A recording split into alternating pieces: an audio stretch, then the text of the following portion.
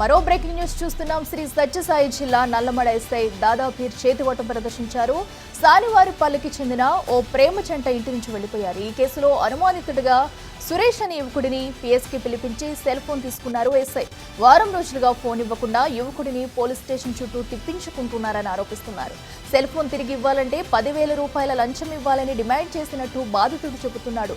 ఈ క్రమంలోనే ఎస్ఐకి 7,000 లంచం ఇచ్చేందుకు ఒప్పందం కుదుర్చుకుని మధ్యవర్తి ద్వారా ఎస్ఐకు డబ్బులు ఇస్తుండగా వీడియో రికార్డు చేయించాడు సురేష్.